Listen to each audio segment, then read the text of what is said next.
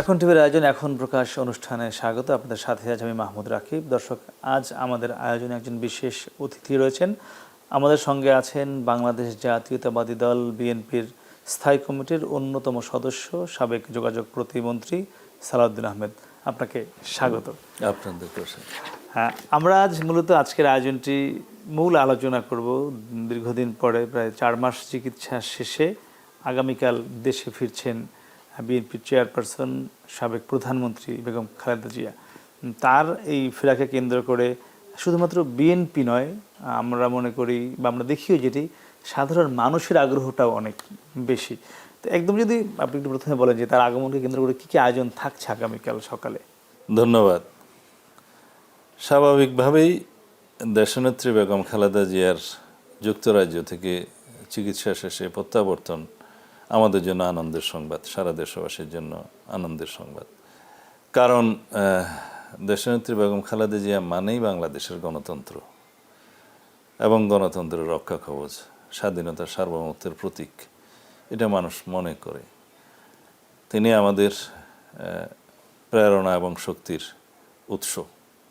সেই জন্য আমরা ওনার চিকিৎসা শেষে প্রত্যাবর্তনটাকে স্বাভাবিকভাবে আমরা যে সময় অন্যান্য সময় যেগুলো আমরা অভ্যর্থনা জানাই, স্বাগতম জানাই এবং সম্বর্ধনার আয়োজন করি, তার চাইতেও একটু বেশি কিছু মনে করি বর্তমান প্রেক্ষিতে বাংলাদেশে।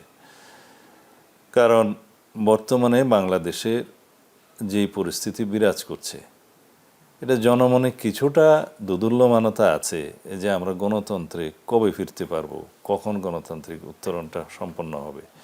সেই ক্ষেত্রে বিএনপি বাংলাদেশের মেজর পলিটিক্যাল পার্টি হিসেবে, সবচেয়ে বৃহৎ গণতান্ত্রিক রাজনৈতিক দল হিসেবে তার নেত্রী দেশনেত্রী বেগম খালেদা জিয়াকে আমরা আমাদের মাঝে আবার ফিরে পাওয়া সুস্থভাবে এবং তার দিক নির্দেশনা এবং বাংলাদেশের আগামীর যাত্রাপথের কি ওনার নির্দেশনা থাকবে, সেটার জন্য আমরা অবশ্যই আমরা যেমন অপেক্ষা করছি, সারা দেশবাসী অপেক্ষা করছে।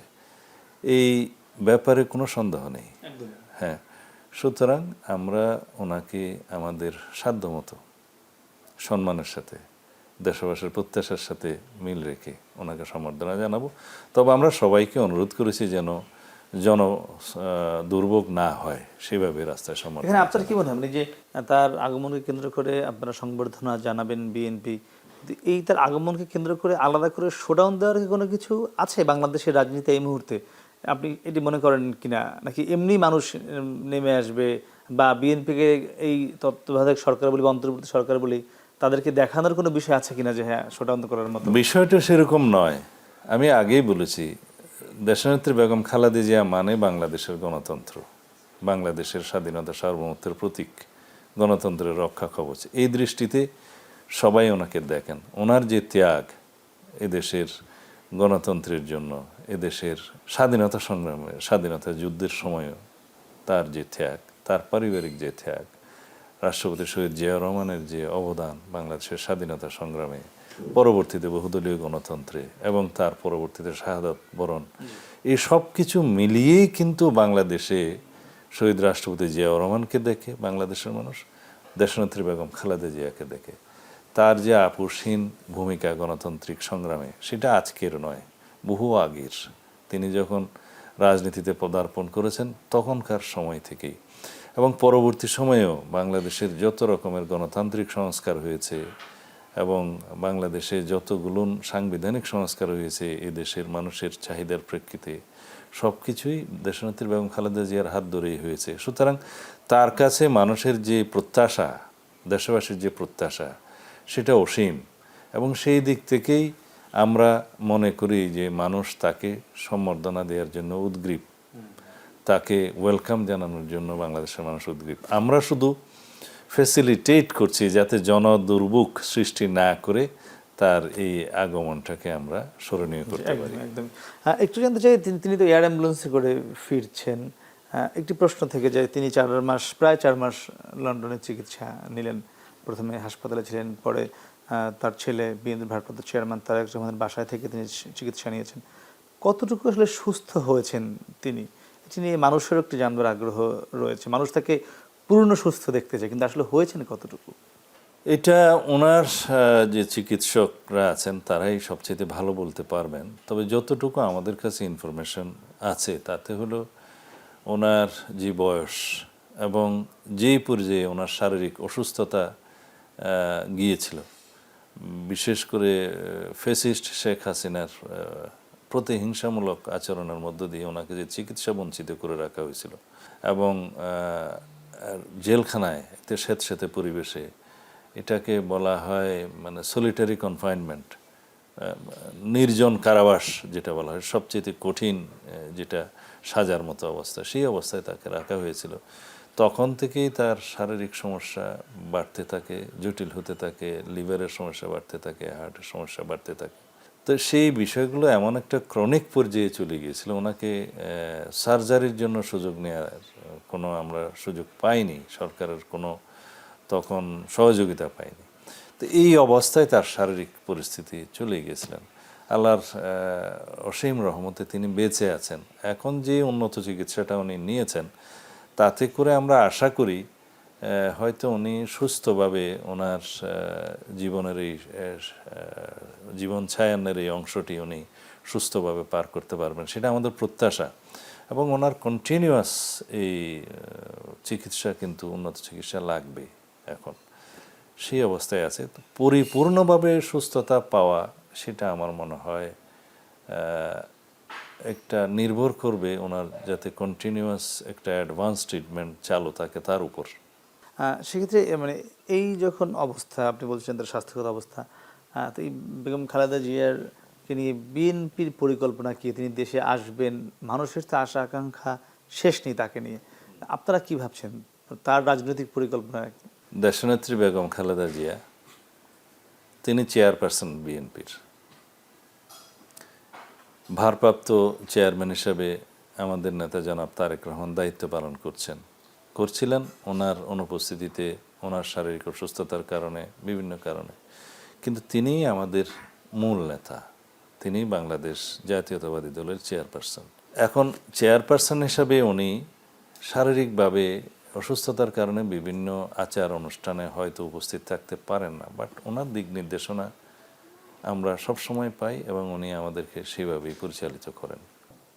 সেটি মানে আপনাদের নতুন কোনো কর্মপরিকল্পনা আছে তাকে নিয়ে? যদি আমরা বলি, আমি যেটি বলছি, মানুষ চায় তিনি আবার রাজনীতিতে আসুক, তিনি সবার সমাবেশে আসুক, মানুষের চাওয়া এটি তার শারীরিক অবস্থার উপর নির্ভর করে, সেটি নিয়ে কি কোনো পরিকল্পনা হয়েছে? না, আমরা বলেছি তো, তিনি এখন শারীরিকভাবে অসুস্থতার কারণে হয়তো ভিজুয়াল মাধ্যমে উনি অংশগ্রহণ করেন খুব রেয়ার দুই একটা অনুষ্ঠানে, দেখলাম বর্ধিত সবাই আমরা দেখেছিলাম, রেয়ার দুই একটা অনুষ্ঠানে। কিন্তু ওনার আগের মতো বিভিন্ন অনুষ্ঠানে জনসভায় শারীরিকভাবে প্রেজেন্সটা নির্ভর করবে ওনার শারীরিক সক্ষমতা কতটুকু থাকে তার উপরে। তিনি কি সিদ্ধান্তটা, চূড়ান্ত সিদ্ধান্তটা তার কনসার্ন নিয়েই নেওয়া হচ্ছে বা হবে এরকম বিষয়টি? দেখুন, বিএনপি একটা গণতান্ত্রিক রাজনৈতিক দল, আমাদের সকল সিদ্ধান্ত স্ট্যান্ডিং কমিটিতে বিস্তর আলোচনার মধ্য দিয়ে গৃহীত হয় এবং সেই সিদ্ধান্তের অনুমোদনটা এটা অবশ্যই ভারপ্রাপ্ত চেয়ারম্যান হিসেবে জনাব তারেক রহমান এবং দেশনেত্রী বেগম খালেদা জিয়া দিয়ে থাকেন। কিন্তু সমস্ত বিষয় স্ট্যান্ডিং কমিটিতে আলোচনার মাধ্যমে সিদ্ধান্ত হয়, এখানে একক কোনো সিদ্ধান্ত হয় না। আচ্ছা, আর সেক্ষেত্রে আমরা যদি আরেকটু নির্দিষ্ট করে দিই, আমি আপনাকে যে প্রশ্নগুলো করছি মূলত একদম মানুষের জানার আগ্রহ থেকে, আমরা যেহেতু মাঠে ঘাটে কাজ করে মানুষ এগুলো জানতে চায়, সেক্ষেত্রে জানতে চাইবে যে আগামী নির্বাচনে যদি বিএনপি জিতে সরকার গঠন করে, মানুষ সেই প্রত্যাশাই করছে, সেরকম পরিবেশই আমরা দেখছিও, সেক্ষেত্রে প্রধানমন্ত্রী কে হতে পারেন, বেগম খালেদা জিয়া নাকি তারেক রহমান? সেটা যখন নির্বাচন হবে, নির্বাচনের পরবর্তীতে যদি আমরা পার্লামেন্টে মেজরিটি পাই, তখন পার্লামেন্টারি পার্টি বসে সিদ্ধান্ত নেয় যে কে প্রধানমন্ত্রী হবেন। সে পর্যন্ত অপেক্ষা করতে হবে। তবে স্বাভাবিক নিয়মে আমাদের দলের চেয়ারপারসন যদি তিনি সক্ষম থাকেন, নির্বাচন করেন, আমাদের ভারপ্রাপ্ত চেয়ারম্যান জনাব তারেক রহমান যদি নির্বাচন করেন এবং দুজনেই ইলেক্টেড হন, সেই ক্ষেত্রে তখন পার্লামেন্টারি পার্টি সিদ্ধান্ত নেবে যে কে প্রধানমন্ত্রী হবেন, এটা অ্যাডভান্স বলার মতো কোনো বিষয় নয়। সেক্ষেত্রে এখন যে নিয়মটি আছে আপনাদের দলের প্রধান যিনি, তিনি প্রধানমন্ত্রী হবেন বা তিনি সংসদের নেতাও হবেন, মানে সেক্ষেত্রে তো আমরা বেগম খালেদা জিয়াকে বলতে পারি যদি এই প্রক্রিয়াটা থাকে এখন। এটা স্বাভাবিক একটা মানুষের ধারণা বা এক্সপেকটেশন যে মেজরিটি পার্টি নেতা, অতীতেও দেখা গেছে স্বাভাবিকভাবে তিনি যদি পার্লামেন্টে মেজরিটি পার্টির নেতা হন তিনি প্রধানমন্ত্রী হন। সেই ক্ষেত্রে অবশ্যই দেশনেত্রী বেগম খালেদা জিয়াকে মানুষ মনে করে যে উনি আবার নির্বাচিত হলে আবার প্রধানমন্ত্রী হবেন, কিন্তু বিষয়টা নির্ধারিত হবে পার্লামেন্টারি পার্টির সিদ্ধান্তের উপরে আফটার দ্য ইলেকশন, নির্বাচনের পর। আচ্ছা, সেক্ষেত্রে আরেকটি বিষয়ে যাই, আপনি আমাদের সঙ্গে আগের একটি অনুষ্ঠানে বলেছিলেন যে বিএনপির কাউন্সিলের জন্য প্রস্তুতি হচ্ছে, হয়তো হবে শিগগিরই, এমন একটা প্রক্রিয়ার মধ্যে আছেন আপনারা। তো সেই কাউন্সিলে কি এমন কোনো পরিকল্পনা আছে যে খুব স্বাভাবিকভাবে বেগম খালেদা জিয়ার তার বয়স হয়েছে এবং প্রকৃতিগতভাবেই তিনি অসুস্থ হয়েছেন বা হবেন, এটা স্বাভাবিক, আর সেক্ষেত্রে তারেক রহমান তিনি মানে ভারপ্রাপ্ত চেয়ারম্যান হিসেবে দীর্ঘদিন ধরে আমরা দেখছি দল চালাচ্ছেন খালেদা জিয়ার অনুমতি নিয়েই। তারেক রহমানকে ভারমুক্ত কি আমরা দেখতে পেতে পারি আগামী কাউন্সিলে? এটার জন্য আপনাদের আগামী কাউন্সিল পর্যন্ত অপেক্ষা করতে হবে। এটা তো একদম স্বাভাবিক একটু উত্তর হবে, কিন্তু আপনি নিশ্চয়ই অনেক কিছু বিএনপির খোঁজ খবর রাখেন, আপনি একদম গুরুত্বপূর্ণ একজন নেতা, সেই জায়গা থেকে মানুষের আগ্রহ থেকে আমাদের জানবার ইচ্ছা। সব বিষয় কাউন্সিলের আগে কোনো ধারণা দেয়া এটা মনে হয় একটু রাজনীতির চর্চার ক্ষেত্রে অগণতান্ত্রিক হবে। তারপরেও সবাই ধারণা করে নেন যে দেশনেত্রী যতদিন সক্ষম থাকবেন, দেশনেত্রী বেগম খালেদা জিয়াকে আমরা দলের প্রধান নেতা হিসেবে চাই, কাউন্সিলররাও চাইবেন। কিন্তু যদি দেশনেত্রী বেগম খালেদা জিয়া নিজেই অন্য কিছু চান, সেই ক্ষেত্রে সেটা কাউন্সিলররা হয়তো সেরকম বিবেচনা করবে। তবে এগুলো সবই কাউন্সিলেই ডিসাইড হবে। আমরা তো অবশ্যই আমাদের নেত্রী দেশনেত্রীকে সর্বোচ্চ পজিশনে সবসময় দেখতে চাই, দেশের মানুষ দেখতে চায়, কিন্তু শারীরিক সক্ষমতা বিবেচনায় বিভিন্ন দিকে যদি তিনিই মনে করেন যে অন্যরকম একটু পরিবর্তন করে আমাদের নেতা জনাব তারেক রহমানকে ভারপ্রাপ্ত চেয়ারম্যান থেকে পূর্ণ চেয়ারম্যান করা হোক, সেটা তখন দেখা যাবে। এটাও এক্সপেকটেশন আছে মানুষের মধ্যে। সেক্ষেত্রে আমি একটু আরও যদি বলতে চাই, আমাদের বাংলাদেশের রাজনীতিতে আমরা এটি সচরাচর দেখি না। যদি বেগম খালেদা জিয়ার সেই পর্যন্ত মানে আল্লাহ তাকে হায়াত দেন, কাউন্সিল পর্যন্ত সুস্থভাবে বেঁচে থাকেন, যদি তারেক রহমানকে তখন চেয়ারম্যান করা হয়, এটি একটি বাংলাদেশের রাজনীতিতে নিশ্চয়ই দৃষ্টান্ত হবে যে চেয়ারপারসনের জীবদ্দশায় আরেকজনকে দায়িত্ব অর্পণ করা। এটি আপনি কি মনে করেন? আমি বেগম খালেদা জিয়ার প্রতি সম্মান রেখেই বলছি কথাটি। দেশনেত্রী বেগম খালেদা জিয়া একটি আবেগের স্থানে আছেন, আমাদের সবার এটা আবেগ, সাধারণ মানুষের আবেগ। আমাদের নেতা জনাব তারেক রহমান ভারপ্রাপ্ত চেয়ারম্যান হিসেবে তার মেধা, শ্রম, ত্যাগ, ঘাম এবং বিস্তর গণতান্ত্রিক সংগ্রামের পরীক্ষার মধ্য দিয়ে আজকে এই অবস্থায় উন্নীত হয়েছেন। মানুষের, দেশবাসীর কাছে তিনি এখন গণতান্ত্রিক আন্দোলনের সুপ্রিম নেতা হিসেবে পরিচিত এবং পরিচিতি পেয়েছেন, এবং সেটা খুবই ন্যায্য। তো সেই জায়গায় তিনি নিজেকে গঠন করেছেন এবং দলের সর্বোচ্চ নেতৃত্ব পাওয়ার জন্য ওনার আর কোনো কিছু অর্জন করার প্রয়োজন নেই, তিনি অলরেডি সেই জায়গাতে আছেন। তো এটা আমাদেরকে অবশ্যই সিদ্ধান্তটা নিতে হবে পরে কাউন্সিলের মাধ্যমে, এবং দেশনেত্রী বেগম খালেদা জিয়ার নিজের সিদ্ধান্ত থাকবে এখানে। তা আমি যা বোঝাতে চেয়েছি তা হলো যে মানে বিফোর কাউন্সিল এই রকমের কোনো আভাস ইঙ্গিত ধারণা দেয়া এটা দলের জন্য অগণতান্ত্রিক হবে সেটা। জি, আমরা একটু আরেকটা যদি বিষয়ে যাই, জনাব তারেক রহমানের স্ত্রী ডক্টর জোবাইদা রহমান তিনিও ফিরছেন, একই সঙ্গে আরাফাত রহমান কোকোর স্ত্রী সৈয়দা শামিলা রহমান তিনিও ফিরছেন বেগম খালেদা জিয়ার সঙ্গে। এটিও সাধারণ মানুষ খুশি এই দুটি বিষয়েও। প্রায় 17 বছর পর সম্ভবত ফিরছেন জোবাইদা রহমান, আমি যতদূর জানি। তো তাদেরকে কি আমরা একই সঙ্গে রাজনীতিতে সক্রিয় হতে দেখতে পাবো? এবং এটি কিন্তু বিএনপির মধ্যে একটি চাহিদাও রয়েছে, যারা বিএনপি সমর্থক কর্মী তারাও চান যে তারাও রাজনীতিতে আসুক, যেহেতু তারেক রহমান এখনো ফিরেননি।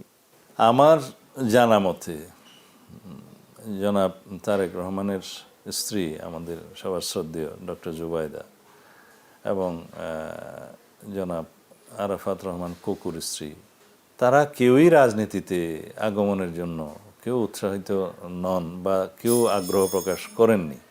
এখন এই প্রশ্নটা হয়তো আপনারা তুলছেন, তো যদি তারা রাজনীতিতে আসেন সেই জন্য অপেক্ষা করতে হবে, দেখতে হবে। তবে অ্যাজ অফ নাও আমরা তাদের কোনো আগ্রহ দেখি নাই এবং সেই প্রশ্ন উত্থাপিত হয় নাই।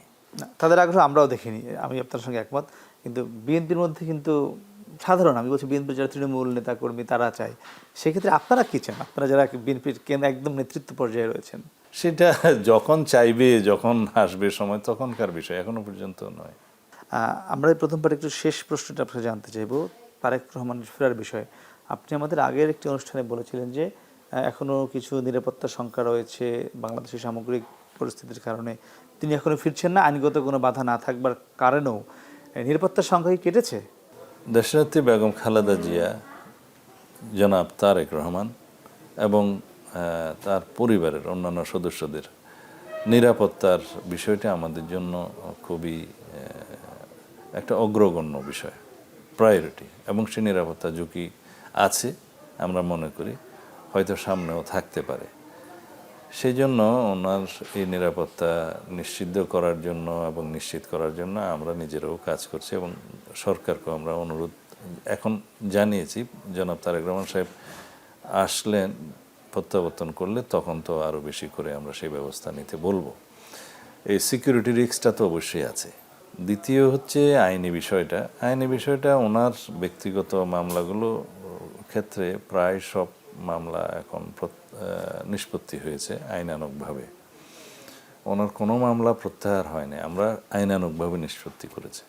কিন্তু উনি বলেছেন যে হাজার হাজার মামলা আমাদের নেতাকর্মীদের বিরুদ্ধে, মিথ্যা মামলা এখনও বহাল আছে, যেগুলো প্রত্যাহার হয়নি। ওনার প্রত্যাশা যে অধিকাংশ মামলা খুব শিগগিরই প্রত্যাহার করা হবে। সরকারের কাছে আমরা আবেদনও জানিয়েছি, আগে তালিকাও করেছে, আমরা আমাদের তালিকাও দিয়েছি, বিভিন্নভাবে কাজ চলছে। বাট এই গতিটা খুব একটা আমরা দেখছি না যে যেই গতিটা আমরা এক্সপেক্ট করি আর কি, প্রত্যাশিত গতি নেই। যাই হোক, এটা দ্বিতীয় কারণ। তৃতীয় কারণ হচ্ছে উনি আসার ক্ষেত্রে আমাদের যে সমস্ত প্রস্তুতি নেওয়া দরকার, ওনার এখানে আবাসিক প্রস্তুতি এবং অন্যান্য রাজনৈতিক কার্যালয়ের জন্য প্রস্তুতি, সিকিউরিটি টিম, এগুলো আমরা পুরোদমে শুরু করে দিয়েছি সেই প্রস্তুতি। আমরা আশা করছি তিনি খুব শিগগিরই বাংলাদেশে ফিরে আসবেন। যে একদমই মানুষ চেয়েছিল যে তিনি তার মার হাত ধরে বা মাকে হাতে ধরে নিয়ে আসবেন, এমনটি মানুষ চেয়েছিল। যেহেতু সেটি হচ্ছে না, এই আশাটি বা আপনারা যে প্রক্রিয়া শুরু করেছেন, শিগগিরই বলতে কি কোনো টাইম ফ্রেম বা অ্যাপ্রক্সিম কোনো টাইম ফ্রেম বলার সুযোগ আছে আপনার? আমি বলছি, এটুকু বলতে পারি যে ওনার এখানে অবস্থানের জন্য যে সমস্ত প্রস্তুতি দরকার এগুলো আমরা শুরু করেছি। তো সুতরাং আশা করি ইনশাল্লাহ খুব শিগগির ফিরতে পারবেন। আর আমরা মনে করি এবং ধারণাও করতে পারি উনি যখন প্রত্যাবর্তন করবেন তখন বাংলাদেশের সিনারিও অন্যরকম হয়ে যেতে পারে। মানুষের মধ্যে সেই আবেগটা আছে এখনো, তো সেই হিসাবে আমাদেরকে প্রস্তুতিটা নিতে হবে যে যাতে একটা স্মরণকালের বৃহত্তম একটা আয়োজন হয়, সেটা যাতে আপনারা নিয়ন্ত্রণ করতে পারেন সুশৃঙ্খলভাবে, তার একটি প্রস্তুতির ব্যাপার রয়েছে। যে এটি আমরাও ধারণা করছি ঢাকাতে সেদিন অন্য কিছু একটা ঘটতে পারে মানুষের জনসমাগমের দিক থেকে। আমরা একটু কথা বলতে চাই অন্য ইস্যুতে এখন, সেটি হলো যেটি সংস্কার ইস্যু চলছে বাংলাদেশে, ঐক্যমত্য কমিশন নিয়ে আপনার নেতৃত্বে আমরা দেখেছি দফায় দফায় আপনি বৈঠক করছেন এবং সেটি দেখেছি আমরা সকাল টু সন্ধ্যা আপনি সংসদ ভবনে ঐক্যমত্য কমিশনের সঙ্গে বৈঠক করছেন। আমার যেটি প্রশ্ন, ঐক্যমত্য কমিশনে আপনারা শুরুর দিকে যে জায়গায় ছিলেন, একমত দ্বিমত আংশিক একমতের জায়গায়, যেগুলোতে আপনি একমত হয়েছিলেন, দ্বিমত ছিলেন, আমার প্রশ্ন সেখান থেকে কি বিএনপি কিংবা ঐক্যমত্য কমিশন ছাড় দিয়ে দিয়ে আরেকটু কাছাকাছি আসতে পেরেছেন কি, আসলে কোন কোন জায়গায় আসতে পেরেছেন? আমি সে উত্তর জানবো। তবে দর্শক, তার আগে নিচ্ছি ছোট্ট একটি বিরতি, ফিরছি একটু পরে, সঙ্গেই থাকুন।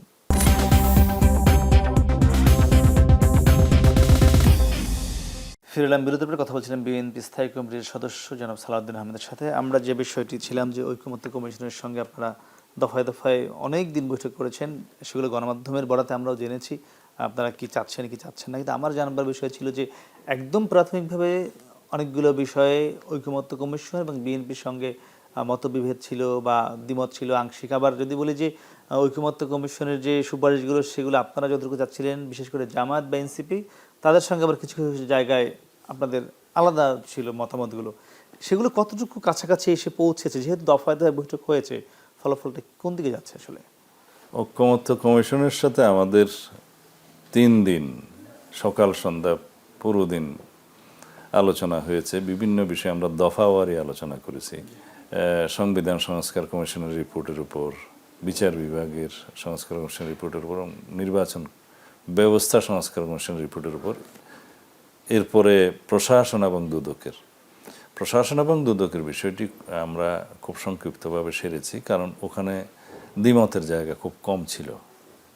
আমাদের পরামর্শ কিছু বিষয় ছিল, এটা আমরা লিখেছি, ওখানে আলোচনাও করেছি। এটা ওনারাও ভাববেন কিভাবে সংশোধন করা যায়।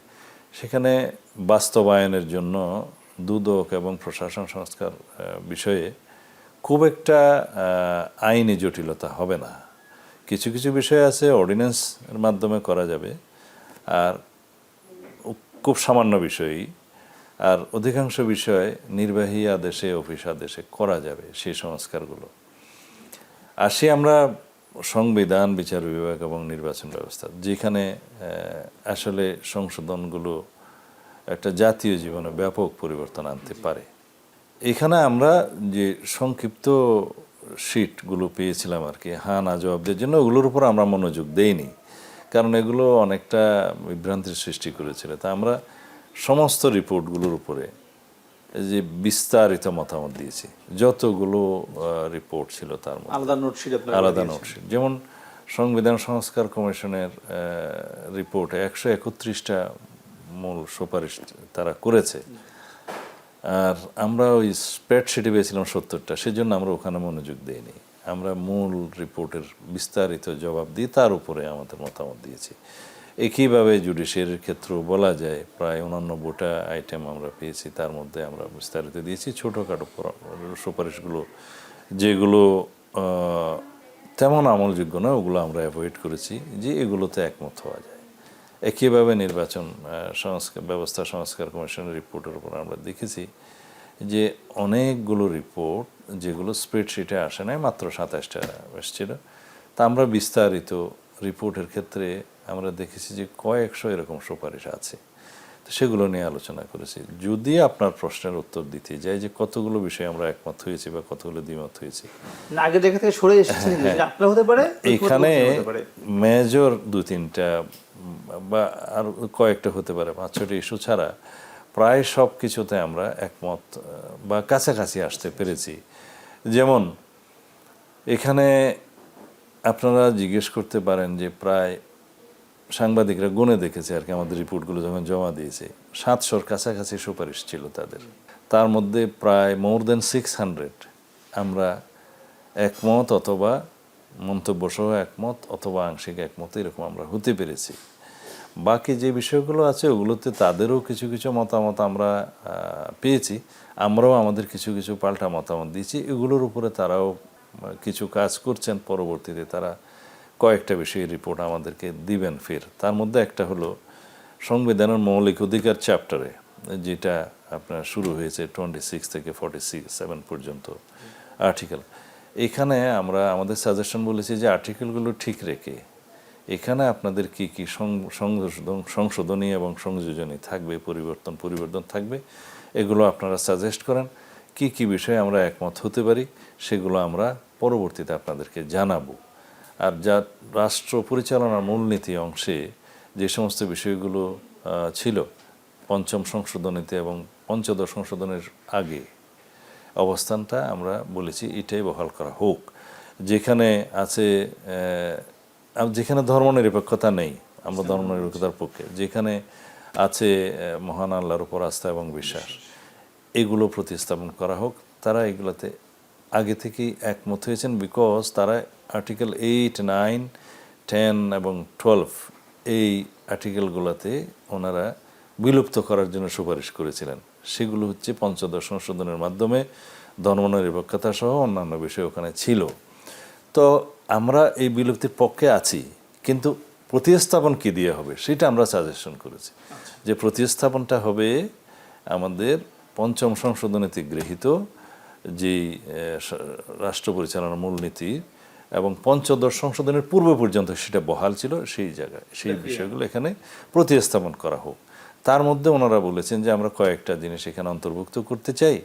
বহুত্ববাদ, আমরা বললাম যে আমরা বহুত্ববাদের বিরুদ্ধে এবং সারা বাংলাদেশে এর বিরুদ্ধে একটা সেন্টিমেন্ট আছে। তো সেটা ওনারা স্বীকার করে নিয়েছেন যে বহুত্ববাদের বিকল্প হিসাবে এখানে কি আনা যায়। তো ওনারা বলেছেন যে বাংলাদেশ একটি বহু জাতিগোষ্ঠী, ধর্ম, বর্ণ, সংস্কৃতির দেশ, তাদের সবারই এখানে এই ধর্মচর্চা, সংস্কৃতি চর্চা এগুলো নিশ্চয়তা বিধান করা হবে, সেই কথাগুলো লেখা যায় কিনা। তা আমরা বলেছি এটা লেখা যায়। আর বলেছেন যে সাম্য, মানবিক মর্যাদা এবং সামাজিক সুবিচার, এই অংশটি স্বাধীনতার ঘোষণাপত্রে যে শব্দগুলো আছে সেটা এখানে অন্তর্ভুক্ত করা যায় কিনা। আমরা বলেছি এটাও যায়।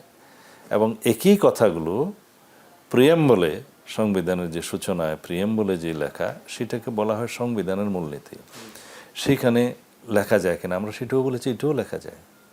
পঞ্চম সংশোধনীতে গৃহীত যে প্রিয়াম্বল প্রস্তাবনা, তার মধ্যে এই দুইটা জিনিস অন্তর্ভুক্ত করা যায়, সাম্য, মানবিক মর্যাদা এবং সামাজিক সুবিচার। আর হচ্ছে যেটা ওনারা বাকিটা বলেছেন যে এখানে অন্য কিছু যদি কেউ সাজেস্ট করে তো সেটা ওনারা পরবর্তীতে বলবেন।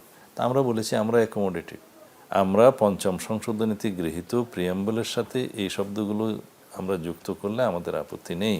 আপনারা কাছাকাছি চলে এসেছেন। হ্যাঁ, এখন বিষয়টা দাঁড়াচ্ছে ওনারা প্রিয়াম্বলে পঞ্চম সংশোধনের সেই অংশটা হুবহু রাখতে চান কিনা। কিন্তু তাদের একটা প্রস্তাব আছে যেটা সুপারিশ এসছে। তারা বিসমিল্লাহির রহমানির রহিম এবং তার বাংলা অনুবাদ যেটা আছে, পরম দয়ালু, পরম করুণাময় আল্লাহর নামে শুরু করছি, সেটা ওনারা একইভাবে গ্রহণের জন্য তাদের সুপারিশ আছে। তো সেটা তো আমরা সবাই এখন অন্যান্য যে বিষয়গুলো ছিল যেমন রাষ্ট্রধর্ম, সেই বিষয়ে রাষ্ট্রধর্মের বিষয়ে ওনাদের কোনো সুপারিশ নেই। অর্থাৎ ওনারা পক্ষে বিপক্ষে কিছুই বলেননি, সেটা যা আছে তাই থাকবে। তো অনেকে বলে থাকেন যে আপনারা ধর্মনিরপেক্ষতা চান না, আপনারা মহান আল্লাহর উপর আস্থা এবং বিশ্বাস চান, আপনারা বিসমিল্লাহির রহমানির দিয়ে শুরু করতে চান, তাহলে এখানে বাংলাদেশে ধর্মীয় সম্প্রীতি বা ভারসাম্য কীভাবে রক্ষা হবে, এই প্রশ্নটা হয়তো আপনারাও করবেন, অনেকেই করে। কিন্তু আমি তাদেরকে বলবো, বিসমিল্লাহ দিয়ে শুরু করেছিলেন শহীদ রাষ্ট্রপতি জিয়াউর রহমান পঞ্চম সংশোধনীতে বহুদলীয় গণতন্ত্রের প্রবর্তনের সময়, 4th অ্যামেন্ডমেন্ট বাদ দিয়ে, বাকশাল বাদ দিয়ে। তারপরে রাষ্ট্রধর্ম ওই সময় ছিল না, কিন্তু মহান আল্লাহর উপর বিশ্বাস এবং আস্থা ছিল।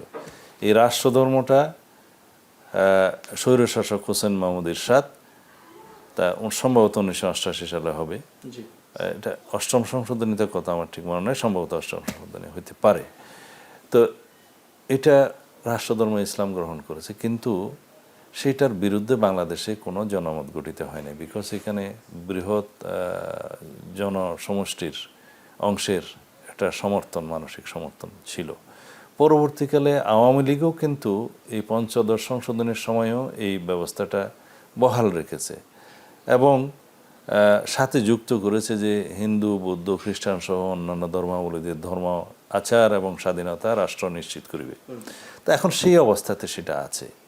তো যদি আপনি পড়েন এই যে রাষ্ট্রধর্মের সে আর্টিকেল 2 সম্ভবত, এবং তার সাথে যদি আর্টিকেল 28 যেটা এবং আর্টিকেল 41 একসাথে পড়েন, তাহলে বাংলাদেশের সকল ধর্মাবলম্বীদের ধর্মচর্চা, ধর্মীয় উপাসনালয় এবং প্রিয়েচিং যেটা বলে আর কি, ধর্মীয় আলোচনা, কৃষ্টি কালচার, এগুলো সব কিছুর স্বাধীনতা নিশ্চিত করা হয়েছে। যেমন আর্টিকেল 28 বলা হয়েছে যে ধর্মের ভিত্তিতে কোনো বৈষম্য করা যাবে না। 41 বলা হয়েছে যে কোনো এই যে যেমন ধর্মীয় প্রতিষ্ঠান, মসজিদ, মাদ্রাসা, পেগোড়া, মন্দির, এগুলা প্রতিষ্ঠা করতে স্বাধীনতা দেওয়া হবে এবং ধর্মীয় প্রবক্তা, প্রিয়েচিংয়ের বাংলা যেটা আর কি, মানে ধর্মপ্রচার জাতীয় আর কি, এগুলা যার যার ধর্মসভাও বলতে পারেন এটা। তো প্রিয়েচিং যেটা প্রচারণা করা, এগুলোর স্বাধীনতা নিশ্চয়তা করা হয়েছে।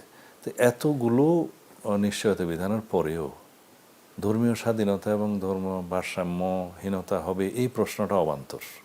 সাংবিধানিকভাবে ওয়েল প্রোটেক্টেড সমস্ত ধর্ম, বর্ণ, সমস্ত কালচার, সব কিছুর স্বাধীনতা এখানে বাংলাদেশে নিশ্চিত করা হয়েছে। তো এইগুলোর বিষয়ে মোটামুটি কাছাকাছি আমরা এসেছি, একমত এসেছি। শুধু সংবিধানের কয়েকটা বিষয়ে আলোচনা হচ্ছে, যেমন রাষ্ট্রপতিকে কি রকমের ক্ষমতা দেয়া হবে সংবিধানে। সেই বিষয়ে আমরা বলেছি যে আর্টিকেল 48-এর সাবসেকশন 3-র পরে আরেকটা সাবসেকশন যুক্ত করা যায়, যে রাষ্ট্রপতিকে কি কি বিষয়ে আইন প্রণয়নের মাধ্যমে ক্ষমতা দেয়া যাবে সেটা নির্ধারণ করা যায়। আমরা কিছু কিছু বিষয় উল্লেখ করেছি, এখানে বিস্তারিত বলতে চাই না, কারণ ক্ষমতার বেড়েছে কিনা, হ্যাঁ ক্ষমতার বাড়বে সেই প্রস্তাবগুলো তো এখনো কংক্রিট হয় নাই, জাতীয় ঐক্যমত্য হয় নাই, গৃহীত হয় নাই। হলে আপনারা তখন দেখবেন। যেমন এখন রাষ্ট্রপতির ক্ষমতা দুইটা, শুধু প্রধান বিচারপতি নিয়োগ এবং প্রধানমন্ত্রী নিয়োগ। বাকি সমস্ত কর্মকাণ্ড প্রধানমন্ত্রীর সাথে আলোচনা করেই করতে হয়। তো সেই ক্ষেত্রে আরও অনেক কিছু বিধান আমরা প্রধানমন্ত্রীর সাথে আলোচনা না করে স্বাধীনভাবে যাতে রাষ্ট্রপতি সিদ্ধান্ত নিতে পারে সেই বিষয়গুলো আলোচনা হচ্ছে। যেমন সুপ্রিম কোর্টের অন্যান্য বিচারক নিয়োগের ক্ষেত্রে, তারপরে সংসদে পাশকৃত যে কোনো আইন এখন আর্টিকেল 80 অনুসারে রাষ্ট্রপতি ফেরত দিতে পারেন একবার, সেই ক্ষেত্রে তার স্বাধীনতা থাকবে। এবং অন্যান্য বিষয়ের ক্ষেত্রে কিছু কিছু নিয়োগ রাষ্ট্রীয় সাংবিধানিক পদে হ্যাঁ উনি করতে পারবেন কিনা এই বিষয়গুলো ডিসাইড করা হবে এবং আইন প্রণয়নের মধ্য দিয়ে। তো সেটা ক্ষমতার ভারসাম্য নিশ্চিত করা। কিন্তু প্রধানমন্ত্রীকে অনেকটা ক্ষমতা কমিয়ে ওনারা যে ভারসাম্য আনার চেষ্টা করছেন, তাতে করে এক্সিকিউটিভ ব্রাঞ্চ দেশ শাসন করতে পারবে না, বা অক্ষম হবে বা দুর্বল হবে। যেমন আমরা রাষ্ট্রের সমস্ত গণতান্ত্রিক প্রতিষ্ঠানগুলো, সাংবিধানিক প্রতিষ্ঠানগুলোকে যদি শক্তিশালী ভিত্তির উপর দাঁড়া করাই, যেমন কেয়ারটেকার সরকারের অধীনে যদি নির্বাচন হয়, যেটা already caretaker Sarkar in place হয়েছে, যদি স্বাধীনভাবে নির্বাচন কমিশন তার কার্যক্রম চালনা করতে পারে এবং যদি জুডিশিয়ারি তার ভূমিকা ইন্ডিপেন্ডেন্টলি পালন করতে পারে এবং প্রশাসন যদি নিরপেক্ষ হয়, তাহলে অন্যান্য যেমন ফ্রিডম অফ প্রেস যদি নিশ্চিত করা হয়, অন্যান্য যে ওয়াচডগগুলো আছে সেগুলো যদি কার্যকর থাকে, তাহলে কোনোভাবেই রাষ্ট্রে অসীম ক্ষমতাধর কোনো ফুয়েরার বা স্বৈরাচার উৎপাদন হতে পারবে না। আমি একটু সংক্ষিপ্ত করে জানতে চাচ্ছি এরপরে যে তিনটি বিষয় আমি জানতে চাইব। একটি হলো যে পরপর দুইবারের বেশি প্রধানমন্ত্রী থাকা না থাকা বিষয়ে একটি মত রয়েছে, গণপরিষদ নির্বাচন, আর হলো একই ব্যক্তি বা প্রধানমন্ত্রী সংসদের নেতা এবং তিনি দলীয় প্রধান হওয়া থাকা নিয়ে কতটুকু আপনারা এগোলেন, আমি সে উত্তর জানবো। তো দর্শক, তার আগে আবার ছোট্ট একটি বিরতি, ফিরছে একটু পরে, সঙ্গেই থাকুন।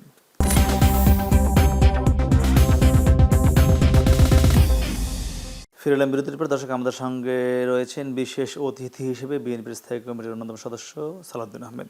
যে আমরা যে বিষয়ে ছিলাম, ঐক্যমত্য কমিশনের সঙ্গে আপনাদের যে সংস্কার নিয়ে নানা আলাপ আলোচনা চলছে, তিনটি বিষয় স্পষ্টভাবে জানতে চাই। একটি হলো পরপর দুইবারের বেশি প্রধানমন্ত্রী থাকা না থাকা নিয়ে একটি কথা, তর্ক, যুক্তি চলছে, সেটি কতটুকু এগোলেন, কতটুকু আপনারা কাছাকাছি আসতে পেরেছেন এই বিষয়ে।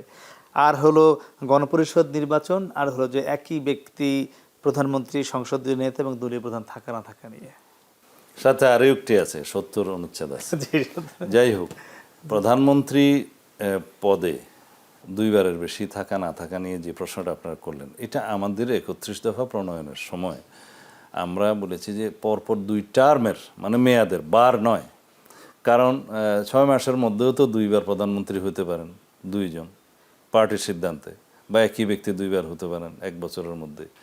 বার নয়, এটা পরিষ্কার একটা ধারণা দিচ্ছে। আমরা 2 মেয়াদ, মানে পার্লামেন্টের মেয়াদ যখন 5 বছর হয়, তখন সেই মেয়াদটাকে আমরা মেয়াদ হিসাবে মাথায় রেখেই আমরা সেই প্রস্তাবটা করেছি। পরপর 2 মেয়াদের বেশি কোনো ব্যক্তি প্রধানমন্ত্রী হতে পারবেন না, তারপর অবশ্যই গ্যাপ দিতে হবে। এখন এই প্রশ্নটা নিয়ে অনেক আলোচনা হচ্ছে, আমরা জানি।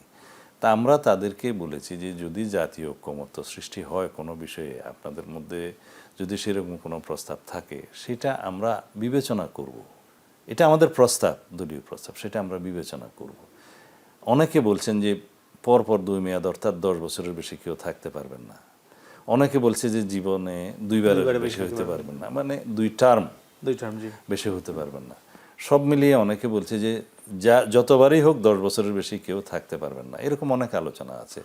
এই বিষয়টা এখনো আলোচনার মধ্যে আছে। আমরা আমাদের প্রস্তাব দিয়েছি, অনেক পক্ষ, অনেক রাজনৈতিক দল তাদের প্রস্তাব দিয়েছে, সংস্কার কমিশন তাদের নিজস্ব কিছু ধারণা দিয়েছে। আমরা আরো আলোচনা করব এই বিষয়টা। আপনারা কি আগের জায়গাতেই আছেন, এটা আমাদের প্রস্তাব। আমরা বলেছি জাতীয় ঐক্যমত্য যদি সৃষ্টি হয় সবার আলোচনার প্রেক্ষিতে আমরা সেটা আলোচনা করব। আচ্ছা, এখানে ঐকমত্য কমিশন নাকি আমরা শুনেছি, মানে আমরা ওপেন রেখেছি যে আলোচনা করব। এখানে আপনারা একদম আটকে আছেন তা না, আমরা ওপেন রেখেছি, আলোচনা করব। আমরা একটু শুনেছি, আমার এটি কোনো সুনির্দিষ্ট রেফারেন্স নাই, আমি আমার কথাটা ভুল হতে পারে, ঐকমত্য কমিশন নাকি তারা এখন 2 বারের জায়গায় 3 বারে এগিয়েছেন একটু, এটা কি কতটুকু? আমরা বার বিন করছি না, আমরা মনছি টার্ম, মেয়াদ। তো যেহেতু সংবিধানে প্রেসিডেন্টের মেয়াদ আছে, সংসদের মেয়াদ আছে, রাষ্ট্রপতির মেয়াদ আছে, এই মেয়াদ প্রধানমন্ত্রীর ক্ষেত্রে মেয়াদ বলা নাই, তো সেইখানে একটা বিভ্রান্তি সৃষ্টি হচ্ছে। কিন্তু আমরা মেন করেছি সংসদের মেয়াদ 5 বছর হলে প্রধানমন্ত্রীর মেয়াদটা 5 বছর মাথায় রেখেই আমরা এই প্রস্তাব দিয়েছি। কিন্তু 1 বছরের ভিতরে তো 3 বার প্রধানমন্ত্রী চেঞ্জ হতে পারে, তো সেটা বার হিসাবে বললে কিন্তু সেটা মেয়াদটা কম হয়ে যাচ্ছে না, সেটা ঠিক হবে না, স্পেসিফাইড করতে হবে। সেটা আমরা আরও আলোচনা করব। আর আমরা মেয়াদের মধ্যে আছি, টার্ম মানে 5 বছর। কেউ বলছে যে সর্বোচ্চ 10 বছরের বেশি নয় লাইফ টাইমে, কেউ বলছে যতবারই হন, গ্যাপ দিয়ে হন বা গ্যাপ ছাড়া হন 10 বছর, মানে 2 মেয়াদ অর্থাৎ 10 বছর। সেগুলো নিয়ে আরও আলোচনা হবে। আমরা আমাদের প্রস্তাব দিয়েছি, আপনারা ছাড় দিতে রাজি আছেন, সেটা আমরা আলোচনা করব। ঐকমত্য যদি থাকে, আমরা জাতীয় ঐকমত্যের স্বার্থে আমরা আলোচনা করব। সংস্কারের প্রধান প্রবক্তা তো বিএনপি, জি, সেটা আমরা আলোচনা করব। আমরা ওপেন রেখেছি। আর যদি প্রধানমন্ত্রী সংসদ নেতা, এটা আসলে তেমন গুরুত্বপূর্ণ বিষয় নয়, এটা না বুঝে হয়তো অনেকে বলছেন। আমরা এটা বিস্তারিত বলেছি যে সংসদ নেতা এবং প্রধানমন্ত্রী আমাদের ট্রেডিশনে এক হওয়াটা জরুরি। হ্যাঁ, এই ক্ষেত্রে হ্যাঁ, কারণ সংসদ নেতার কিছু ফাংশন আছে যেগুলো রুলস অফ প্রসিডিউর অনুসারে পরিচালিত হয়, এবং সংসদ নেতার এই কর্মকাণ্ডগুলো রুলস অফ প্রসিডিউর অনুসারে স্পিকার এবং সংসদ নেতা, বিরোধী দলীয় নেতা, তারা সবাই মিলে কাজ করেন। এখানে যেমন সংসদের সেশন অনুসারে যে আছে, বিজনেস অ্যাডভাইজরি কমিটি আছে, কি কি কাজ ওখানে করা হবে ওই সেশনে ইত্যাদি, এবং সংসদ পরিচালনার ক্ষেত্রে এবং লাস্ট স্পিকার হিসেবে সংসদ নেতার ভূমিকা, এগুলো আছে।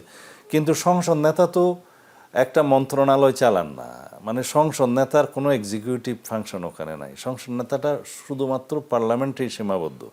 তো এই জন্য বলেছি যে এটাকে এত বড় বিষয় ভেবে অনেকে মনে করছে 3টা পোস্ট কেন এক হাতে থাকবে। দলীয় প্রধানটা আপনারা আলাদা ভাবে দেওয়ার পক্ষে? হ্যাঁ, দলীয় প্রধানকে আমরা সাজেস্ট করি যে এটা ডেমোক্রেটিক একটা প্র্যাকটিস পৃথিবীর বহু দেশে, এবং যেখানে বলা হয় যে আমরা Westminster type of government follow করছি, সেই দেশে ইউকেতে, যুক্তরাজ্যে যে পার্লামেন্টে আপনি দেখেন দলীয় প্রধান প্রধানমন্ত্রী হয়। তা এখন দলীয় প্রধান প্রধানমন্ত্রী হবেন কিনা সেটা তো রিজিট কোনো সিদ্ধান্ত নয়, সেটা ওই দলের পার্লামেন্টারি পার্টির সিদ্ধান্তের উপরে নির্ভর করে। এটা একটা ডেমোক্রেটিক প্র্যাকটিস। তা আমরা যদি ধরেই নিই যে দলীয় প্রধান প্রধানমন্ত্রী হবে, সেটা একটা ধারণা, নাও তো হতে পারেন। তো আমরা বলছি এই অপশনটা ওপেন থাক। আমি একটু অন্য দিকে যেতে চাই, আমাদের সময় খুবই কম, আমরা শেষের দিকে আছি। আর ট্রুথ কমিশন নিয়ে আপনাদের কি পরিকল্পনা আছে? যদি আপনাদের 31 দফার 2 নম্বরের বিষয়ে আপনারা কিছু কথা বলেছেন, আর সেক্ষেত্রে আওয়ামী লীগের বড় একটি মানে সংখ্যক লোক তো এখনও দেশে আছে, সবাই দেশ ছেড়ে পালিয়ে যায়নি, বা সবাই মঙ্গল গ্রহেও যাওয়া সম্ভব না, তারা এই দেশেরই সন্তান। তো ট্রুথ কমিশন নিয়ে কী পরিকল্পনা করছেন আপনারা? আমরা ট্রুথ কমিশন হিসাবে বলিনি, আমরা 31 দফার 2 নম্বর দফাতে বলেছি একটা ন্যাশনাল রিকনসিলিয়েশন কমিশন গঠন করা হবে, যাতে দেশে হিংসা, বিদ্বেষ, প্রতিহিংসার রাজনীতি বন্ধ হয় চিরতরে। সেই জন্য আমরা যখন এই 31 দফাটা প্রণয়ন করি, তখন তো এই স্বৈরাচারের পতন হয়নি, ফেসিস্টের পতন হয়নি, আরও 1.5 বছর আগে দিয়েছি আমরা। কিন্তু আমরা এটা ধারণা করেছি যে ফেসিস্টের পতন হবে কোনো না কোনোভাবে, এরা যতদিনই থাক, কোন পদ্ধতিতে কখন কিভাবে পতন হবে সেটা হয়তো আমরা জানতাম না। কিন্তু সেই পতন হওয়ার পরে দেশে গণতান্ত্রিক পরিবেশ, শান্তি এবং স্থিতিশীলতা ফিরিয়ে আনার লক্ষ্যে, একটা স্থিতিশীল রাজনৈতিক পরিবেশ ফিরিয়ে আনার লক্ষ্যে, দেশের অগ্রগতি এবং সমৃদ্ধির লক্ষ্যে দেশে এমন একটা পরিবেশ সৃষ্টি করতে হবে যাতে আমরা সবাই অবিভক্ত থাকি। সেই জন্য ন্যাশনাল রিকনসিলিয়েশন কমিশনের আইডিয়াটা আমরা দিয়েছি। এখানে রুলস প্রণয়ন করা হবে সবার সাথে আলোচনাক্রমে, ঐক্যমতের ভিত্তিতে। তখন রিকনসিলিয়েশন কমিশনের ফাংশন কী হবে, কারা এর আওতা পাবে, কারা এর সুবিধা পাবে, কি কি বিষয় অন্তর্ভুক্ত হবে, এগুলো ডিটেইলিং করা হবে। তবে মনে রাখবেন, সেটা কোনো রাজনৈতিক দল হিসাবে এখানে ফ্যাসিলিটি পাবে না, ইন্ডিভিজুয়াল ব্যক্তি হিসাবে যদি এই রিকনসিলিয়েশন কমিশনের কাছে কেউ আসে, তার রুলস বিধিবিধান অনুসারে কি কি সেটা কোনো দলের পদে থাকতেও পারে, এমন হতে পারে। হতে পারে, বাট ইট ইজ ইন্ডিভিজুয়াল, আচ্ছা, দল হিসেবে কেউ না। দল হিসাবে না। আমি একদমই ক্লিয়ার। আমরা শেষ করবো একটি ছোট্ট বিষয়, আমরা যেটি দিয়ে শুরু করেছিলাম বেগম খালেদা জিয়া, সেটি নিয়ে শেষ করবো। 20 সেকেন্ডে জানতে চাই, খালেদা জিয়া আগামীকাল যখন বাংলাদেশে নামবেন, নেমে জাতির উদ্দেশ্যে কি কিছু কথা বলবেন সেখানে? আপনার কি ধারণা? মানুষ কিন্তু তার মুখের কিছু কথা শুনতে চাইবে, ও আগ্রহ করছে মানুষ। এ বিষয়ে আমি নিশ্চিত নই, হয়তো তিনি বলতেও পারেন, কিন্তু আমি নিশ্চিত নই। মানে সেটি আপনারা কোনো ব্যবস্থা রাখবেন কিনা, আপনাদের পরিকল্পনায় আছে কিনা? বললে তো আপনাদের নিশ্চয়ই পরিকল্পনাতে থাকবে। মানুষ কিন্তু মিডিয়া তো ওখানে থাকবেন, কথা বলতে চাইলে তো বলতেই পারেন, কিন্তু আমি নিশ্চিত নই এই বিষয়ে। জি, জনাব সালাউদ্দিন আহমেদ, আপনাকে অসংখ্য ধন্যবাদ আমাদের সঙ্গে এতক্ষণ কথা বলেছেন। তো আমরা কথা বলছিলাম বিএনপির অন্যতম নীতি নির্ধারক সালাউদ্দিন আহমেদের সঙ্গে। তিনি বলছিলেন খালেদা জিয়ার আগামীকাল দেশে প্রত্যাবর্তন নিয়ে সামগ্রিক পরিকল্পনা, এর পাশাপাশি ঐক্যমত্য কমিশনের সঙ্গে যে সংস্কার নিয়ে নানা আলোচনা চলছে, সব মিলিয়ে বাংলাদেশ কোন দিকে যাচ্ছে তার একটি আমরা পরিকল্পনা বা গাইডলাইন শুনছিলাম। আমরা তার কথার সঙ্গে সুর মিলিয়ে বলতে চাই, নিশ্চয়ই আগামীকাল খালেদা জিয়া সুস্থভাবে ফিরে আসুন, ফিরে বাংলাদেশের আগামীর যে অগ্রযাত্রা সেখানে তার আবারও অংশগ্রহণ সুনিশ্চিত হোক, সেই প্রত্যাশায় শেষ করছি। শুভরাত্রি।